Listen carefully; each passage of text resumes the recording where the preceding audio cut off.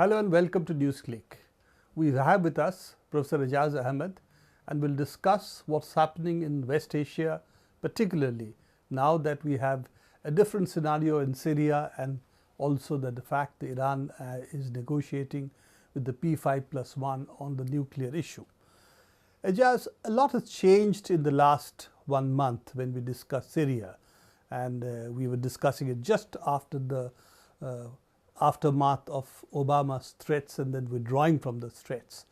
How do you see the situation right now? Because it seems that Assad forces have gained at least upper hand in the area of Damascus, Aleppo, even Homs.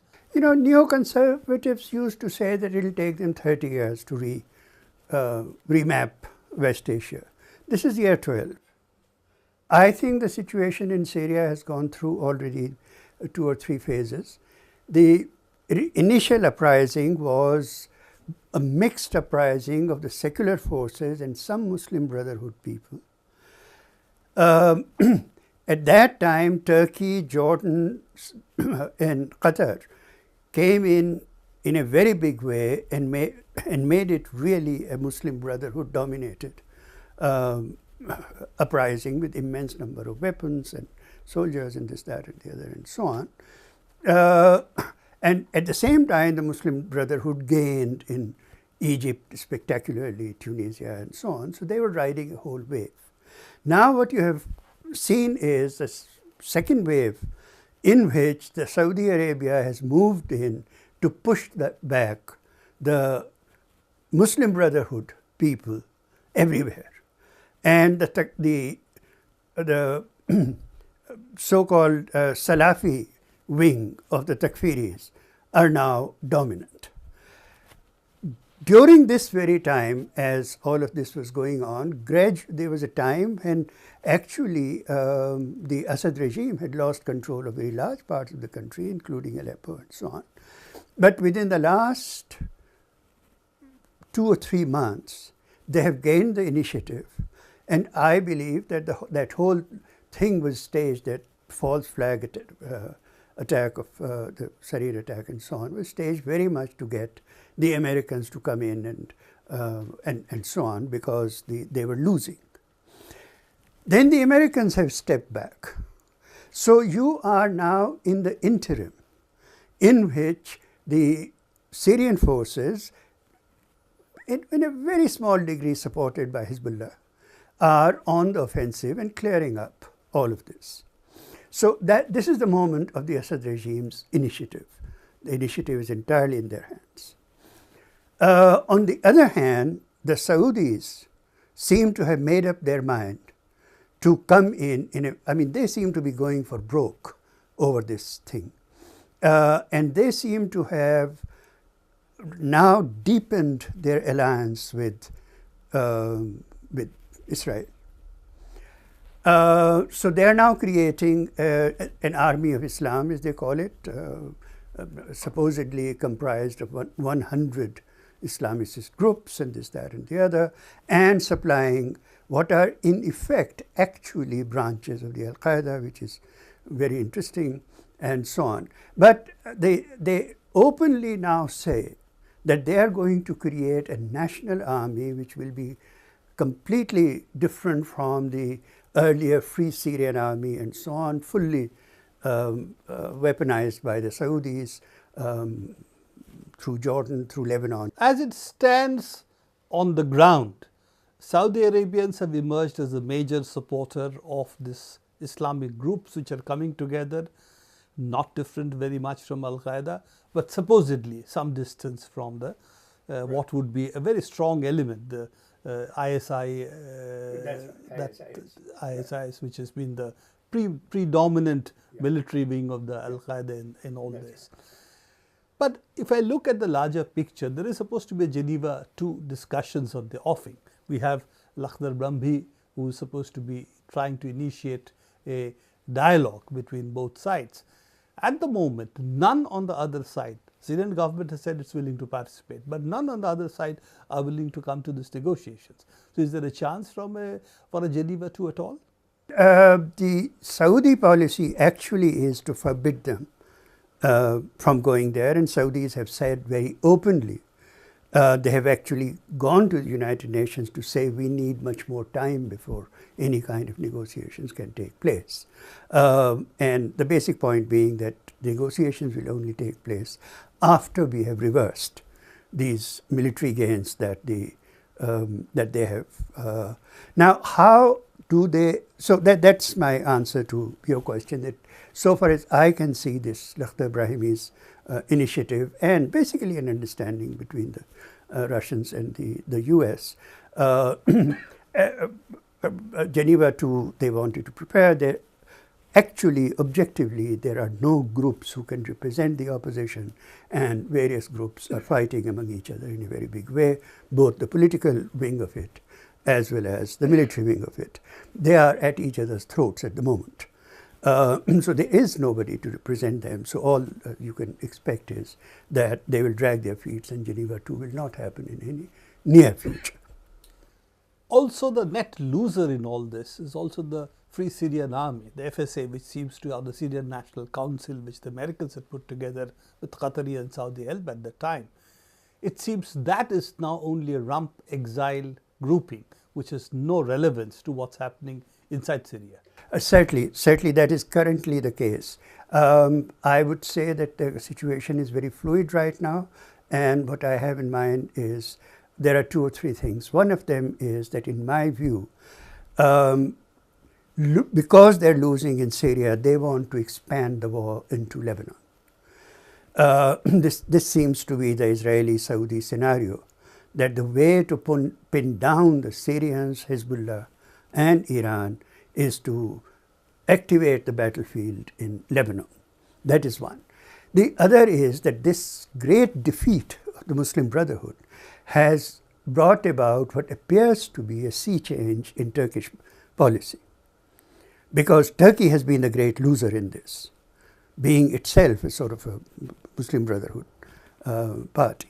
So they are now supporting greatly, volubly, the American initiative in the nuclear talks with Iran.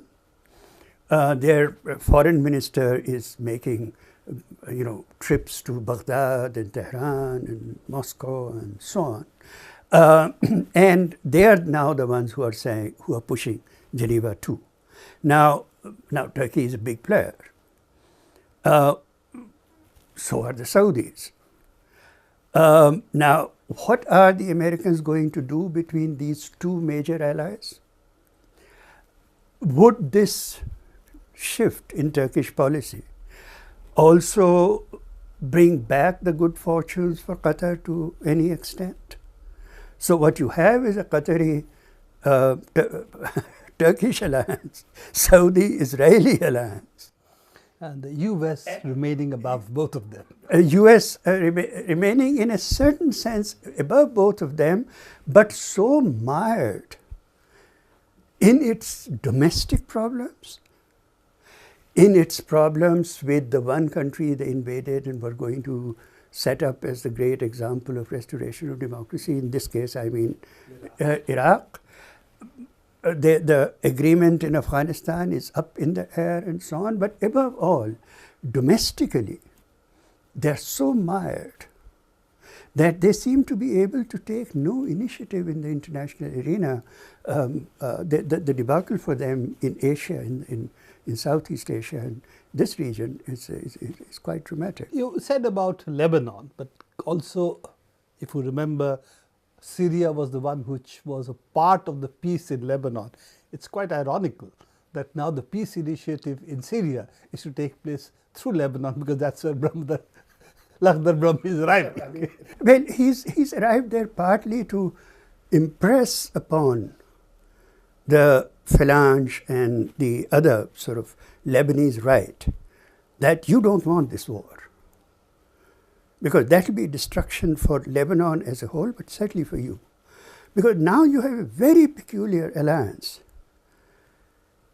The Phalange and the so-called Lebanese forces are opening up an alliance with Jabhat al-Nusra and ISIS. So extreme Takfiris with Christian Maronite right wing in Lebanon. Fascists. Fascists. I mean, generically fascists, who call themselves fascists. Falange. You know, and Christian fascists, you know, in the name of Christianity. Ganging up with these extremist Islamicists against Hezbollah. And Lakhdar Ibrahimi is trying to get them to understand that this is suicidal. You said about Turkey. The other interesting part about Turkey is, though on the issue of Iran, they seem to be with the initiative to how to get peace and get the nuclear talks going. And we must also be fair to Turkey that they with Brazil had made a proposal, which was really something which today the United States cannot get from Iran. In fact, that proposal was far more favorable to the United States than what they're likely to get today. But Turkey's relationship with Syria hasn't changed significantly, because the flow of arms from Turkey to the Islamists of various shades, from the openly Al-Qaeda to ideologically Al-Qaeda, if you will, is still going on, and that is continuing. Yeah, I think, you know, that's why I said it's a very fluid situation. Assad has taken a position that after what you have done to us, you really have to stop it. This leverage, their ability to supply the Islamist forces is a leverage that they are using in their negotiations, both with Syria. They want certain kinds of understandings on the Kurdish issue, for example, and so on, but also with Baghdad. Because what has happened is that willy-nilly, no desire on their part to become so much a part of it, willy-nilly, the Shia forces in Baghdad are being drawn more and more into Syria because the Sunni Iraqi fronts have come so fully into it. So the Baghdad government itself is furious with Turkey and I mean Saudi Arabia, of course, and so on. So they have to placate. If they want to play this big energy game in which they have great interest in normalizing relations with Iran and Iraq, then they have to pacify Iraq. ISI is, of course, Iraq and Shams. Absolutely. So this is really the part of the battleground. Absolutely. And they are on both sides of the border. Yes, they are on both sides of the border. And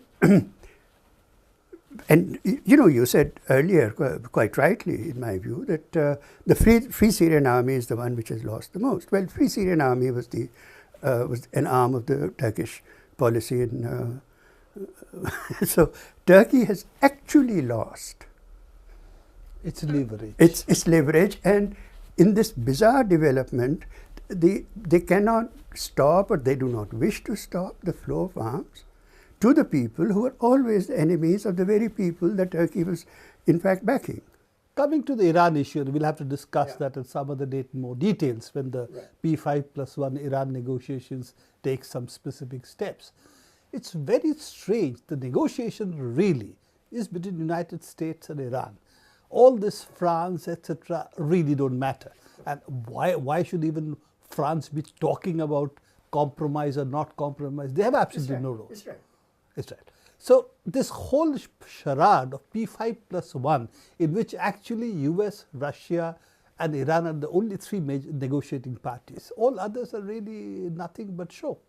Now what has happened is that France has come out absolutely as an agent of the Israelis. And the Israeli intransigence is so great that Olmert, the former prime minister, has publicly threatened Kerry. Is that a joke that he was actually trying to show that Netanyahu is being stupid, or was it actually a threat to Kerry? No, he was saying that he used the words. He said, I just hope that Kerry survives this one. You know, it's a threat of using the famous Israeli lobby in Washington.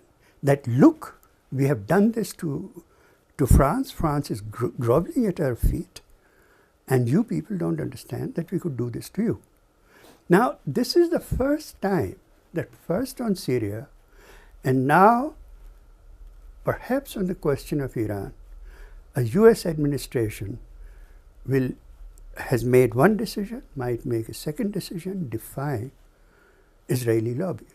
That is a very high stakes game, very much worth watching, because the fallout of that is phenomenal. It has also been now talked about that there's two theories, if you will, between which is the one which wags the tail or the body. Absolutely. Does the dog wag the tail or Absolutely. the tail wag the dog? And this is something that we will really see. Now the question alongside it is Saudi Arabia a lackey of the United States?